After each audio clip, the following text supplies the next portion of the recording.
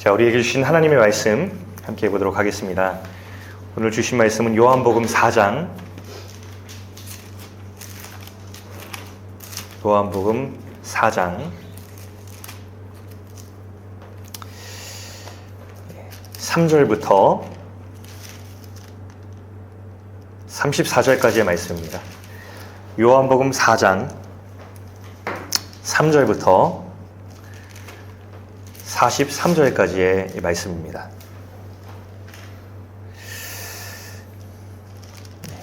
제가 봉독해 드리겠습니다. 내용을 잘 살피시면서 우리 본문을 묵상하며 읽겠습니다.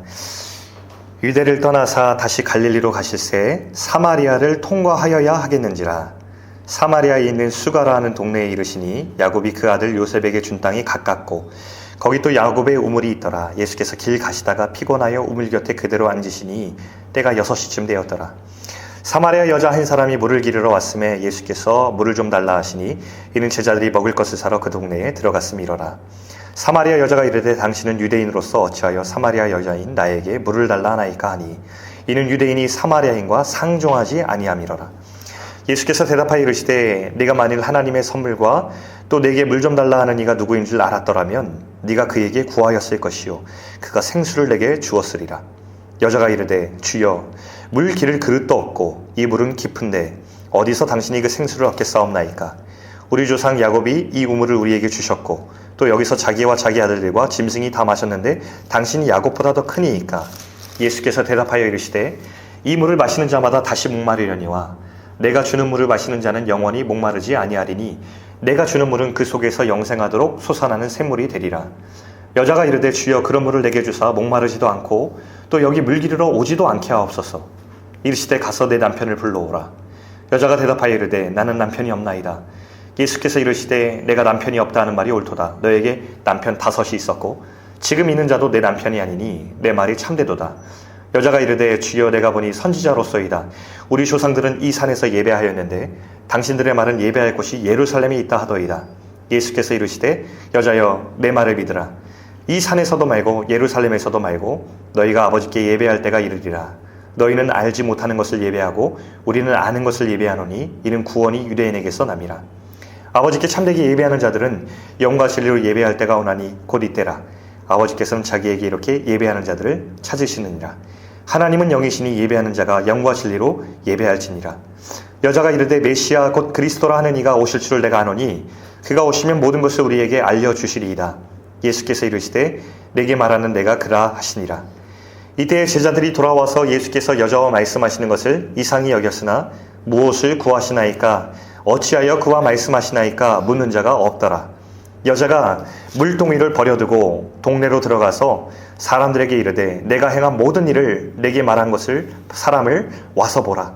이는 그리스도가 아니냐 하니 그들이 동네에서 나와 예수께로 오더라. 그 사이에 제자들이 청하여 이르되 라삐여 잡수소서. 이르시되 내게는 너희가 알지 못하는 먹을 양식이 있느니라. 제자들이 서로 말하되 누가 잡수실 것을 갖다 드렸는가 하니 예수께서 이르시되 나의 양식은 나를 보내신 이의 뜻을 행하며 그의 일을 온전히 이루는 이것이니라. 아멘. 이것은 하나님의 말씀입니다. 오늘 이제 설교 제목은 물동이를 버려두고라는 제목으로 하나님 말씀 나누겠습니다. 제가 한번 여행을 간 적이 있습니다. 교회를 사임했을 때였는데요. 아내의 배려로 동양의 몰디브라고 불리는 푸꾸옥 아시죠? 네. 몰디브를 보고 싶어서 가봤습니다. 어딜 가면 몰디브 느낌이 날까 제가 좀 사전 조사를 해봤더니 한 해변이 유명한 해변이 뜨더라고요. 근데 제가 묵던 숙소가 반대편에 있는 조금 먼 곳이었어요. 뭐 그렇게 멀진 않지만 오토바이를 대여해서 그것을 향해서 갔습니다. 굉장히 설레었어요. 왜냐면 저는 이제 자연 경관을 아름답게 보는 걸 굉장히 좋아하거든요. 그래서 너무 기대를 가지고 갔습니다. 제가 본 게 있잖아요. 맑은 물, 하얀 모래사장, 그리고 낭만 있는 그네. 이 풍경을 기대하면서 내려갔는데 사뭇 달랐습니다. 제가 만난 것은 하얀 사장 반, 쓰레기 반. 맑은 물에는 부유물이 떠다녀가지고 이렇게 아름답지 않았고요. 그네에 앉으려고 했더니 그네에 앉기만 해도 돈을 내야 됐습니다. 그렇게 낭만적이지 않았습니다. 편집되어 있는 기록, 편집된 사진들, 이것을 보면서 사람들이 많은 그 장소를 향하여서 막 칭찬하고 너무 아름다운 곳이다라고 자랑했지만 실상 그렇지 않았습니다. 호주에 한 모델이 있었는데 에세나 오닐이라고 하는 인스타그램 스타였습니다. 당시 18살 나이에 불과했는데 팔로워가 50만이 넘었고 계속해서 급속도로 증가하는 추세였기 때문에 정말로 이렇게 이름이 난 사람이었는데 돌연 인스타그램을 떠나고 계정을 닫기로 결정하고 인터뷰를 했습니다. 인터뷰 내용이 뭐였냐면 그동안 나는 편집된 삶 안에서 살았습니다. 사람들이 더 많은 좋아요와 더 많은 하트, 더 많은 인정을 받기 위해서 사랑받고 싶어서 저는 저의 모습이 아니라 꾸며낸 모습을 편집된 사진 안에 담아서 보여주었습니다. 이젠 거짓된 삶을 떠나서 제 진짜 삶으로 나가려고 합니다. 라는 말을 남기고서 이제 인스타그램을 그만두었습니다. 사실 이 사람의 결정을 보면서 우리도 별반 다르지 않을 거란 생각이 들었습니다. 우리 안에도 사람들이 눌러주는 어떤 사랑이나 인정 이런 것들을 추구하는 마음이 다 있죠. 그것을 얻으려고 우리도 모르게 우리 삶을 편집하고 우리 삶의 일부를 보여주는 그런 행동들 혹은 꼭 이런 것들이 아니더라도 내가 붙들고 있는 어떤 것들 내가 이걸 꼭 붙들고 있어야 나는 내 존재의 의미가 있어 이게 있어야 나는 살 수 있어 라고 하지만 정작 그것들이 자신에게 주는 것들은 배신인 경우가 많죠. 끝까지 붙들어 봤더니 결국 돌아오는 것이 적당한 보상이 아니거나 정말로 내 마음을 채우는 것이 아니어서 허무한 인생들이 굉장히 많습니다. 사실 우리 인생이 거의 그렇죠. 하나님께서 만들어 놓으신 방에 다른 헛된 것들을 채우려고 하는 순간에 우리에게 찾아오는 것은 더 큰 외로움, 더 큰 공허함입니다. 오늘 우리 시대의 사람들에게 하나님께서 하시는 말씀이 바로 오늘 이 요한복음 4장의 말씀이라고 저는 생각합니다. 본문에 보면 예루살렘에서 머물던 예수님의 일행이 저 북쪽에 있는 갈릴리로 가려고 합니다. 예루살렘은 남쪽의 수도였고 갈릴리는 저 북쪽이기 때문에 남쪽에서 북쪽을 가로질러 올라가야 되는 길이었어요. 그런데 그 길 가운데에 크게 자리 잡고 있는 지역명이 사마리아였습니다. 그러니까 사실 지도를 보면 예루살렘에서 사마리아를 지나서 갈릴리를 가게 되어 있어요. 사실은 통과해야 돼요. 그 3절에 보니까 사마리아를 통과하여야 하는지라 라는 말이 적혀 있는데 이것은 두 가지 뜻으로 읽힐 수 있습니다. 첫 번째는 예루살렘에서 갈릴리로 가는 길은 당연히 사마리아 땅을 지나가야지 라고 하는 말씀. 근데 또 하나는 이것은 예수님의 어떤 의지적인 표현일 수도 있어요. 나는 이 땅을 꼭 지나갈 일이 있어 라는 뜻이죠. 사실 첫 번째가 아닌 이유는 당시 대다수의 유대인들은요 사마리아를 지나가지 않았습니다. 왜냐하면 오른쪽으로 우회하는 길에 요단강으로 근접한 길 골짜기를 지나면 사마리아 땅을 밟지 않고도 갈릴리로 올라갈 수 있는 길이 있었기 때문에 이것은 맞는 뜻은 아니에요. 보통 많은 여행객들이 이 우회를 선택했어요. 왜냐하면 사마리아 땅은 더러운 땅이라 밟지 않았거든요. 여러분 역사적으로 아마 이거까지는 아실 것 같아요. 사울, 다윗, 솔로몬 왕까지는 이스라엘이 하나의 통일된 왕국이었는데 하나님 나라였는데 솔로몬 이후에 우리나라 남북 분단된 것처럼 남북으로 분단이 됐어요. 근데 남유다에 예루살렘 성전이 있었는데 북이스라엘에 있는 이 왕이 여로보암이라는 왕이 굉장히 헛된 정책을 펼칩니다. 이러는 거예요. 자, 예루살렘 성전으로 사람들이 예배를 드리러 가면 마음이 뺏겨서 북이스라엘로 돌아오지 않을 거야. 그러니 사마리아 성에다가 성전을 세우자. 그 성전을 세우고 금송아지를 거기다 세워놓습니다. 자, 여기서 예배하자. 제사장들도 레위인들이 제사장 역할을 해야 되는데 제사장 수가 모자라니까 누구나 제사장이 될 수 있어 라고 법을 바꿔버립니다. 제사장을 세워버려요. 7월 15일은 온 이스라엘이 예루살렘에 모여서 대속죄일 우리의 가슴을 치면서 회개하는 날로 하나님 정하셨는데 아주 유사한 명절인 8월 15일을 정해놓고서 우리는 이곳에서 성전에 모인다. 나라가 잘 될 일이 있었겠습니까? 엉망진창인 나라가 되죠. 그리고 이 역사는 머지않아서 아수르라는 나라에서 멸망을 해버려요. 그리고 아수르는 이 제국을 확장하기 위해서 정책을 하나 펼치는데 자기 아수르 나라 사람들을 식민지에 이주시켜가지고 거기에 아수르 문화와 아수르의 신들을 전파하는 거죠. 그래서 이 사마리아는 옛 이스라엘 하나님 주신 비전을 잃어버리고 다른 아수르 사람들과 서로 결혼하고 섞여버리고 그 이방 문화를 받아들이고 이방의 신들을 섬기는 그런 지역이 되었던 것이죠. 유대인들의 입장에서 보기에는 변절자, 배신자, 정말 심한 말로 하면 잡종이라고 부르면서 절대로 섞일 수 없는 더러운 땅이다. 안 밟았습니다. 땅 경계를 넘어가지 않았어요. 그런데 오늘 예수님께서는 뭐라고 말씀하십니까? 이 땅을 통과해야만 하겠다. 영어 성경에 또 must라는 표현이 적혀 있습니다. 강력한 의지가 있었다는 말씀이시죠. 다음 장면에 보시면 사마리아로 들어가신 후에 예수님이 피곤하셨는데 하필 우물 곁에 앉으십니다. 시간이 성경에 보면 6시, 유대인의 시간을 요즘의 시간으로 환산해 보니까 12시입니다. 정오. 정오에 한낮에 우물 곁에 앉는 사람은 없습니다. 우물 곁은 뜨겁습니다. 마을로 들어가서 시원한 곳에 대피하셔야지 그게 쉬는 것인데 이상한 것이 음식을 구해오라고 시키시고는 한낮에 땡볕에 12시에 우물 곁에 앉아 계세요. 굉장히 어색한 표현이거든요. 이것은 단 한 가지 가정 안에서만 가능한 표현입니다. 누군가를 기다리고 있다. 라는 가정 안에서 가장 자연스러워집니다. 누군가를 기다리신단 그런 뉘앙스를 가지고 앉아 계시는데 마침 한 여인이 걸어오세요. 바로 이거였던 거죠. 예수님이 이 여인을 만나셔야만 했기 때문에 찾아오셨고 기다리셨던 거예요. 그리고 만납니다. 그리고 예수님께서는 말을 거세요. 그러니까 이게 우리는 성경을 읽을 때 저도 그랬지만 별 감흥이 없고 어떤 생각이 없이 읽기가 되게 쉬운데 지금 예수님의 행보는 충격과 충격을 넘어서는 거예요. 예를 들어서 요한복음이 쓰여진 다음에 처음에 유대인들이 이것을 읽을 때 이 사람들이 이걸 보면서 엄청 마음이 불편했고 충격과 경악을 금치 못했을 거예요. 안 되는 행동만 계속해서 이어지고 있는 거예요. 사마리아 들어갔죠. 우물 곁에 앉아있는데 여자를 만나요. 근데 여자에게 말을 걸어요. 여기 보니까 랍비가 당시에 한 기록을 했는데 이렇게 적혀 있더라고요. 그 당시 사람들에게 거리에서는 여자와 심지어 자신의 아내와도 이야기해서는 안 된다. 다른 사람의 아내와 이야기해서는 안 되는 이유는 남자들의 뒷공론 때문이다. 어떠한 여자에게 어떤 인사라도 하는 것은 금한다 라고 적혀 있어서 이게 유대인들 안에서도 그런데 사마리아를 넘어서 사마리아 여자와 말을 건넨다는 것은 이것은 금기시된 일인데 그 모든 것을 넘어서 예수님께서 말을 거십니다. 그 말을 건넨다는 것은 인격적인 관계가 시작된다는 표현이잖아요.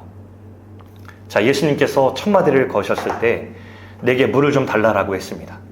사마리아 여인이 깜짝 놀랐어요. 알고 있었거든요. 우린 당신들에게 짐승공도 못한 여자인데 아니 사마리아 여인인 나에게 물을 달라 해요? 여자가 오히려 화들짝 놀라버리는 겁니다. 그때 예수님께서 대답하신 핵심이 10절 말씀 보시면 이렇게 전반부에 나와요. 네가 만일 하나님의 선물과 또 내게 물을 좀 달라 하는 이가 누구인 줄 알았더라면. 예수님께서 자기 마음을 표현하셨습니다. 예수님의 마음은 왜 이 여인을 찾아와 말을 거시냐면 여인에게 주고 싶은 선물이 있었다는 거예요. 그게 바로 뭐냐면 예수님 자신이 누구인지 여인에게 꼭 알려주고 싶으셨던 것입니다. 이게 예수님이 여인을 찾아왔던 이유예요. 이 여인이 누굴까? 왜 예수님이 여인을 찾아오셔야만 했다고 기록했을까? 여인이 이 대화 중에 예수님을 굉장히 처음에 경계합니다. 근데 예수님이 이 대화를 풀어가시는 방식을 보면 하나도 성급하지 않으세요. 그러니까 급진적으로 대화하시거나 급하게 몰아붙이지 않으시고 한 번에 하나씩 그 여인의 마음의 빗장을 풀어가시는 것을 봅니다. 제가 현대의 방식으로 이 대화를 조금 이렇게 다시 재구성을 해봤는데 한번 이렇게 이 대화의 티키타카를 한번 들어보시면 좋겠어요. 자, 예수님이 먼저 말씀하십니다. 참 당신이 내가 누구인 줄 알았다라면 좋았을 텐데요. 누구신데요? 난 당신에게 영원히 목마르지 않은 생수를 줄 수 있어요. 저 사실 그런 생수가 있다면 참 좋겠어요. 한낮에 물을 길러오는 제 인생 그만둘 수 있다면 정말 좋겠어요. 그 물이 있으세요? 당신의 남편을 불러오세요. 사실 전 남편이 없어요. 그 말이 맞네요. 전에 있던 5명의 남편은 이제 당신 남편이 아니고 지금의 남편도 사실상 남편이 아니니까요. 이 대화가 이어지는 거예요. 여기까지 대화를 끝내고 나서야 여인은 이 마음의 빗장을 풀고 흠칫 놀라 태도가 달라집니다. 영적인 존재라는 것을 깨달았던 거예요. 왜냐하면 이 여인은 한낮에 우물을 길러왔다는 것은 자신의 인생을 편집하고 싶었던 거거든요. 수치를 숨기고 싶어서 이 한낮에 우물을 뚫어왔어요. 근데 그 수치스러운 자기 인생을 이 상대방이 알고 있어요. 여러분, 여인이 어떤 사람이었을까? 우리는 다 할 수는 없지만 유추할 수 있는 것이 있습니다. 당시에 사마리아 여인들이 새벽녘에 아낙네들이 물을 들어갈 때 그 시원한 기후 속에서 물을 들어오는 것이 인생이 편한 것인데, 이 인생은 너무나 힘들고 힘겨운 인생이에요. 뜨거운 태양빛이 장렬하는 이 한낮의 정오에 땀을 뻘뻘 흘리며 물동이를 길러 와야 돼요. 누구도 맞닥뜨리면 안 돼요. 왜냐하면 정상적인 결혼 생활을 하지 못해서 수치에 쌓여있는 인생이었거든요. 이 인생을 바라보면서 그 뜨거운 태양빛 아래서 물동이를 홀로 이면서 사람들 만나면 안 되어서 눈을 피해오는 이 인생이, 날마다 물을 길러오는 인생이 어땠을까? 자신의 인생을 수치스럽게 보고 사랑받고 싶었는데 더 외로워지고 실패한 자기 인생에 대한 죄책감을 느꼈던 이 여인의 인생이 얼마나 외롭고 힘들었겠어요. 이 여인은 사랑받고 싶었던 것 같아요. 이성으로 자기의 마음을 채우려고 했던 것이죠. 근데 뜻대로 되지 않았어요.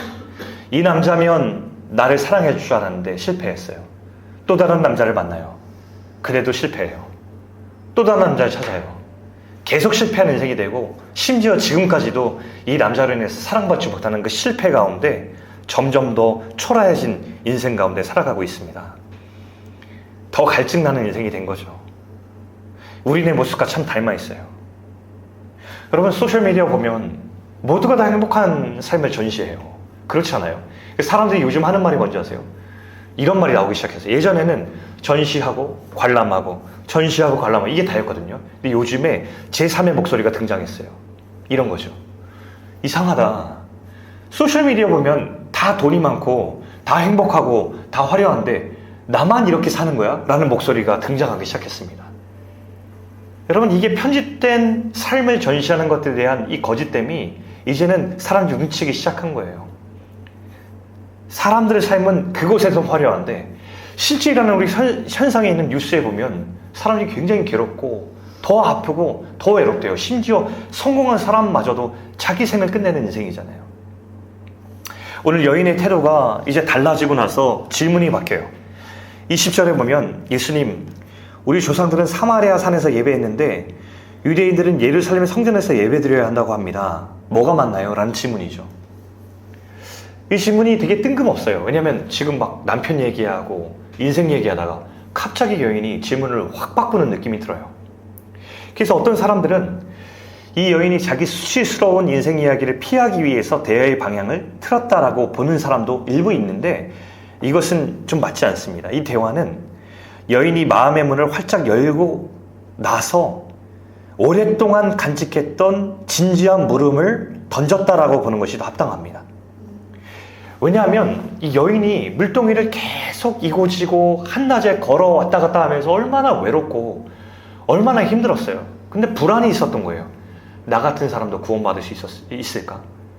두려운 거죠. 자격에 대한 고민을 시작한 거예요. 왜냐하면 이 여인이 이걸 풀리지 않는 질문을 계속 던졌어요. 왜냐하면 자기 나라 사람들 사마리아 산에서 예배도 괜찮아. 근데 유대인들의 소문을 들어보니까 예루살렘 성전에서만 예배해야 된대요. 그래야 천국 갈 수 있다는 것입니다.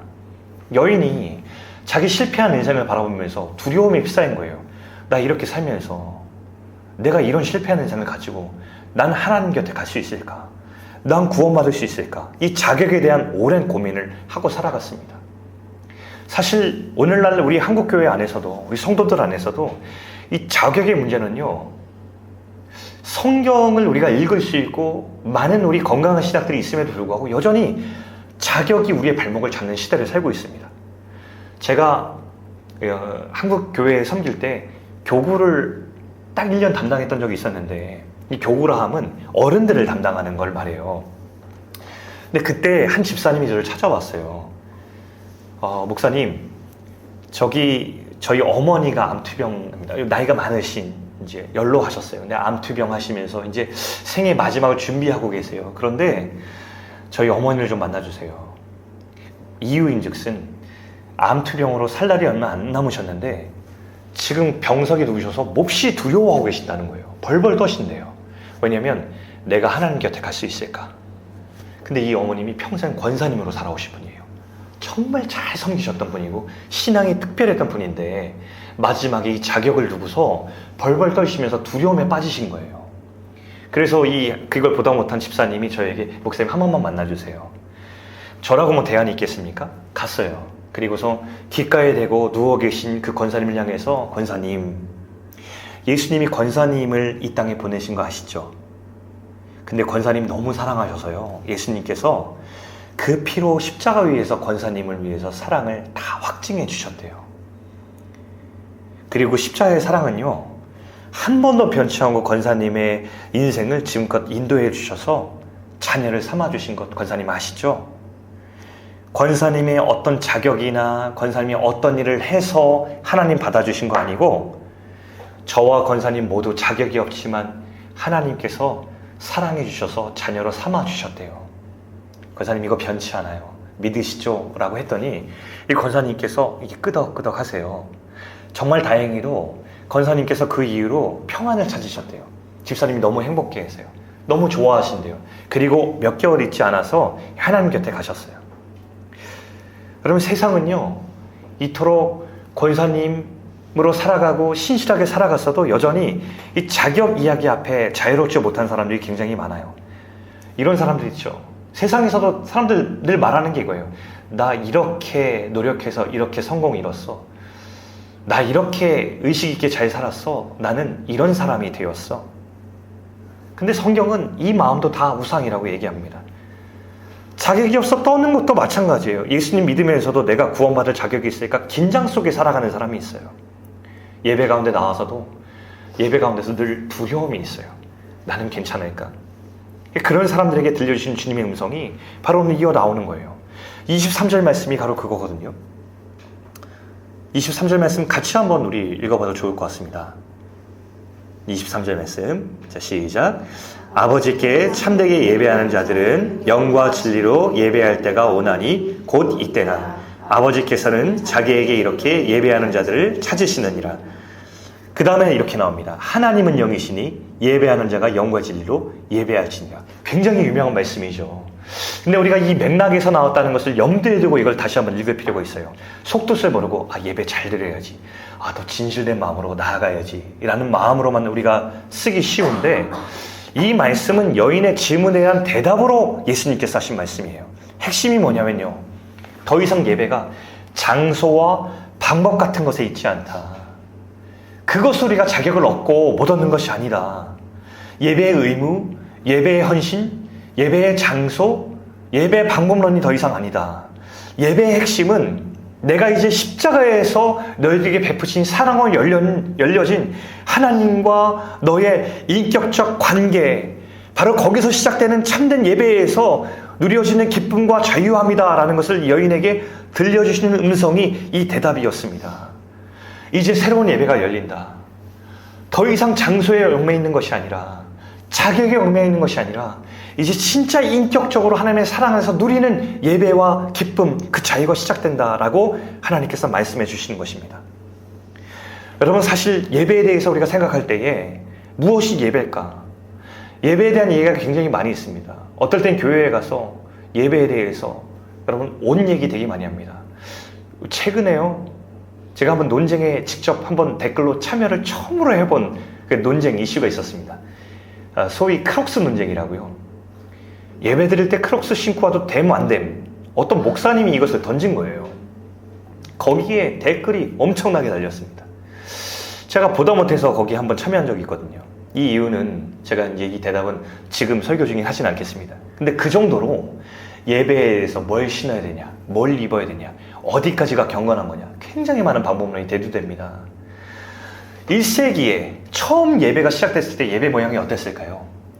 어떤 한 분이요, 그 예배에 대한 모든 자료를 잘 모아서 누구도 반박 못할 1세기 처음 교회의 모습을 구현해서 한 이야기로 엮여서 책을 펼쳤습니다. 1세기 그리스도인 예배 이야기라고요. 로버트 뱅크스라는 사람이 있었는데 재밌습니다. 얇은 책인데요. 내용을 요약하면 짧게 요약해 볼게요. 우리처럼 이렇게 한 열 몇 명 정도가 집안에 모입니다. 모여가지고 음식을 나눠요. 음식 맛있게 먹으면서 일상 대화를 막 하다가요. 막 서로 삶을 막 나눕니다. 나누다가 갑자기 이제 식사 중간에 떡과 포도주를 준비해 오면 그것을 나눕니다. 예, 들어서. 그래서 요즘은 좀 코로나 때문에 더럽다고 생각할 수 있지만 그때 당시 문화는 잔이 하나였고 잔을 한 잔 마시면 옆에 제가 이렇게 패스를 하면 마시고 돌아가는 거 있죠. 그리스도의 피를 나눠 마시고요. 빵 되어 돌아가면서 뜯으면서 찢기시 몸을 서로 나눠서 먹는 거예요. 그러면서 하나님의 사랑을 마음에 담고 우리가 그 사랑에서 한 몸 된 공동체라는 것을 다시 확인하고, 아이들도 그 식탁에 함께 하고요. 아이들은 이 시간이 끝나면 나가서 자기들이 게임하면 막 놀고요. 어른들은 이후에 모이는데 그때 노예제도가 존속이 되고 있었잖아요. 근데 참 신기하게 이 공간 안에서는 원래 자리가 되게 중요한 시대였거든요. 그 예배 앞에서만은 이 자리가 노예든 주인이든 섞여서 앉게 되고요. 가장 상석은 새롭게 구임해온 가족들이 상석에 앉는답니다. 자유롭게 서로 내가 예수를 믿는 사람으로 살아가는 데 있어서 아픈 사람이 있으면 다 같이 가서 손을 놓고 기도를 해주고요. 살아가면서 이게 신앙적으로 맞는 건지 모르겠어라고 질문하면 다 같이 서로 대답을 해주고요. 그리고 서로 잘하고 있다고 격려도 해주고요. 우리 같이 그 길 가자고 서로 간에 으쌰으쌰 해준 다음에 기도로 그 의미를 마치면서 서로 밤이 늦어서 빠이빠이 해준답니다. 이게 1세기 교회의 모습이었대요. 제가 이렇게 보면서 저는 이렇게 보고 싶진 않아요. 그 형태와 모든 문화들을 이때 적용해야 된다. 예배는 항상 그 당시의 문화를 수용해서 나타나는 거기 때문에 그 형태가 100% 정답은 아니지만 그 예배를 보면서 제가 딱 느꼈던 게 있어요. 되게 예배가 인격적이다. 되게 인격적이다. 되게 형식을 넘어선 인격적인 교제가 있다. 살아있다. 진짜 하나님에 대해서 깊이 생각할 수 있고 진짜 공동체 되면 서로 느낄 수 있는 모임이구나라는 것을 생각했습니다. 이 인격성, 이게 그 당시 예배의 모습이었대요. 여러분, 오늘 예수님께서 사실은 예배에 대해서 이런 말씀 하시는 겁니다. 그녀가 진짜 드리기를 예배, 그 당시 예배가 어땠습니까? 다들 장소에 대해서는 얘기하고 있었고요. 자격에 대해서 얘기하면서 어떻게 예배드려야지 구원받냐 이렇게 얘기했어요. 근데 예배라는 것은 그게 아니었던 것이죠. 예수님께서 주신 예배는 십자가 앞에 나와서 주님께서 불러주신 사람들을 향하여서 주님께서 만나주셔서 그 마음속 가운데 아낌없이 사랑해 주신 그 사랑을 받아들이는 게 예배고, 거기에 대해서 감탄해버리는 게 예배인데, 그 당시에 이 오해했던 여인에게 정답을 알려주시는 것이죠. 여인이 이 처음 듣는 얘기에 가슴이 벅찼던 것 같아요. 아니, 지금까지 우리 시대 사람들은 장소에 대한 이 경론이 펼쳐졌는데, 아니 예수님, 이 참된 예배에 대한 건 처음 듣는 얘기인데. 근데 이렇게 얘기해요. 근데요, 그 말이 맞긴 맞겠지만 제가 들어보니 그리스도라는 분이 오시면 이 모든 것이 정확하게 알려주신다고 하는데, 그리스도라는 분이 곧 오시겠죠? 그분이 오시면 우리 모든 것을 잘 알 수 있겠죠? 라고 마지막 질문을 드립니다. 예수님께서 이걸 기다리셨어요. 맨 처음에 대화에서 10절에 예수님께서 네가 누구인지 알았더라면 라고 질문 던지셨잖아요. 타이밍이 왔어요. 마지막 예수님께서 뭐라고 말씀하신지 아세요? 내가 그라. 내가 그라. 이 말씀하시고 나서 대화가 끝이 나요. 저는 이 대화를 쭉 읽으면서 이 대화가 얼마나 인격적인지, 그 사마리아 땅 경계를 넘어서 그 여인을 찾아가셨고, 피곤한 중에 마을로 들어가신 것이 아니라 한낮에 뜨거운 우물 곁에 거길 앉으셔서 여인을 기다리셨고, 아무도 말을 건네지 않는 이 더러운 여인을 향하여서 인격적 관계를 시작하시는 말을 건네주시고, 그 여인에게 한 번도 네 인생이 어땠다고 판단하지 않으시고, 그 여인의 자격을 운운하지 않으시고, 처음부터 한 번에 하나씩 여인의 마음의 빗장을 풀어나가시는 하나님이 인격적 대화의 방법을 추적해가면서 이 하나님이 우리를 찾아오시는 방법에 대해서 우린 보게 됩니다. 너에게 자격이 더 이상 중요하지 않고 내가 너에게 부어줄 사랑이 중요해 라고 이 사랑을 초청해 주시는 이 모습이 얼마나 인격적이고 얼마나 하나님의 사랑이 드러나는지, 얼마나 당신을 알려주고 싶으셨는데 하나도 폭력적이나 억압적이고 급하지 않고 한 번에 하나씩 이 여인의 인생의 빗장을 벗겨내시고 다가가 주시는 이 하나님의 방식이 얼마나 놀라운지 모릅니다. 날마다 물동이에 물을 가득 채워도 더 목말라갔던 이 여인의 인생 가운데 수치를 벗겨주시고 자유를 주시고, 더 이상 자격의 문제가 아니라 내가 너를 만나서 이제 너도 자유 안에서 기쁨으로 참되게 예배할 때가 올 거야. 이제 지금이 그때다. 내가 너를 만나러 왔다. 말씀해 주신 이 대목이 얼마나 이 여인에게 감격적일까요? 여러분, 이 기록에 보면 여인이요, 어떤 반응을 보이냐면 물동이를 버려둬요. 그리고 마을로 뛰어들어갑니다. 물동이가 뭐예요? 끝까지 포기할 수 없었던 마지막 목마름을 채울 수 있는 수단이었어요. 아무리 수치스러워도 찬 이 12시의 한낮에 가장 뜨거웠던 기후 속에서도 이 무거운 물동이를 지고서 다녔어야 되겠어요. 근데 그 물동이를요, 버려두고 뛰어들어가요. 마을로 뛰어들어갔대요. 이 여인은 지금까지 마을을 피해 살았던 사람이에요. 어떻게든 마을 사람을 안 만나려고 살았던 사람인데 지금은 물동이를 버려두고 마을 사람을 만나기 위해서 뛰어들어갑니다. 여인의 해방됨을 누리고 자유를 얻고 기쁨으로 가득 차고 변화가 일어났어요. 이제 더 이상 이 여인에게 물동이가 중요치 않고 더 이상 자기 수치로 인해서 사람들을 피해 사는 사람이 아니라 정말 주님을 만난 사람처럼 기쁨과 자유함 속에서 살아가는 사람이 된 것이죠. 해방, 자유, 그 안에서 드리는 참되은 기쁨, 거기서 주님께 드리는 감탄. 여인이 들어가서 사람들에게 막 외치는 거예요. 놀라서 외치는 거예요. 내가 그를 만났습니다. 여러분도 와서 보십시오 라고 하는 이 소리를 지르는 이 감탄. 이건 설명할 수 없어요. 여러분 와서 보세요. 너무 감탄하고 놀라가지고 막 외치고 있는 거예요. 이게 예배인 거죠. 여인이 드리는. 알아듣지 못하고 이해하지 못하는 우리를 기다려주시고 설득하시고 끊임없이 당신을 알려주셔서 저와 여러분이 지금 여기 있고 우리가 오늘 찬양을 했고 우리가 주님 앞 두 손을 듭니다. 저는 제 인생을 생각할 때에 가끔 되게 예전에 착각할 때 있었어요. 제가 그래도 뭐 어떻게든 참 신앙을 지키려고 내가 좀 나아갔다. 혼자 그렇게 생각할 때가 있었는데요. 어느 날 제가 엄청 울었습니다. 왜냐하면 그 사람은 스스로 편집해요. 자기 인생을. 제가 보니까 제 인생에 편집되지 않은 부분을 한번 복귀해야 했던 타이밍이 있었는데요. 얼마나 부끄러운지 몰라요. 형편없었더라고요. 아니 어떻게 그렇게 형편없이 그렇게 살아왔던 나의 인생을 하나님은 어떻게 기다리셨고 이걸 어떻게 참으셨으며 그런 나를 어떻게 살려서 지금까지 나를 인도해 주셨을까? 감탄할 수밖에 없는 거예요. 이 감탄이 뭐죠? 이게 예배죠. 두 손이 들어지고 무릎이 꿇어지고 하나님 어떻게 그러실 수 있습니까? 라는 탄식적인 감탄이 올려지는 것이 이게 이제 예배인 거죠. 오늘 우리가 나와서 예배 가운데 할 일이 있다면 우리가 뭘 할 수 있겠습니까? 예배 가운데 우리가 하나님께 뭘 드릴 수 있겠어요? 드릴 수 있다면 주님이 나를 위해서 행하신 그 일 때문에 하나님 앞에 감탄하고 와 그거 하는 거죠. 오늘 마지막 분단에 보면 또 하나 참 재밌는 기록이 있습니다. 여인이 들어가는 모습을 예수님이 보셨어요. 마침 제자들이 돌아왔습니다. 제자들은 마지막 모습만 봤어요. 예수님이 사마리아 여인과 대화를 나누고 있어요. 엄청 불편해요. 아니 이게 무슨 일이지? 이제 밥을 싸오지 않았습니까? 예수님 식사하세요.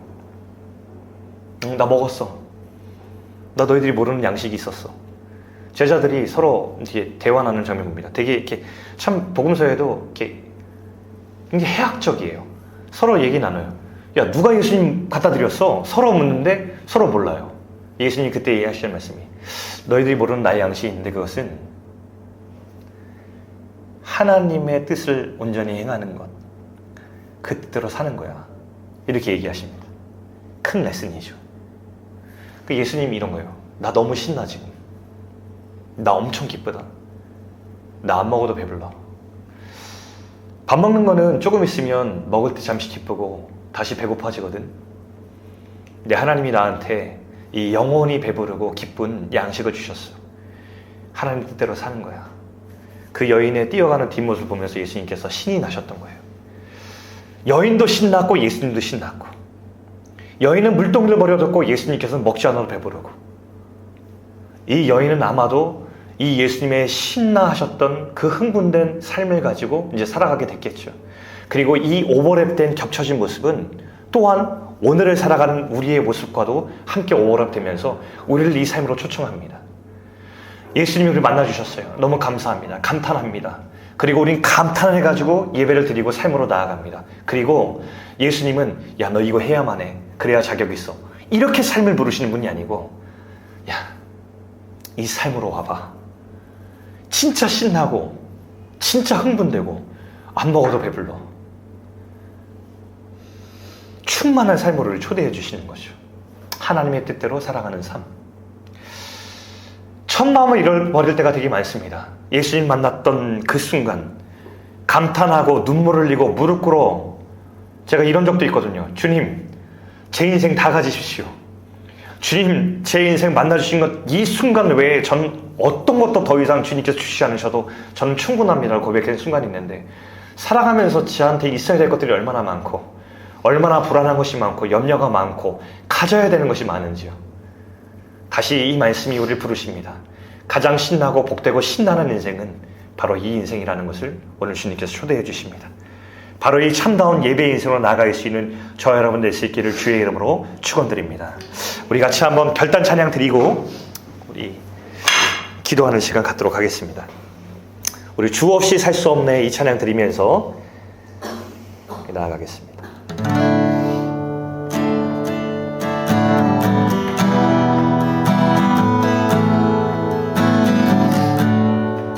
우리 같이 고백합시다.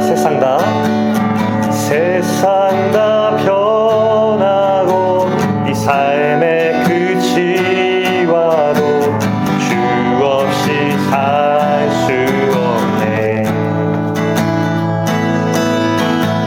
주만이 내 영광 변치 않는 진리 주 없이 살 수 없네. 좋으신 아버지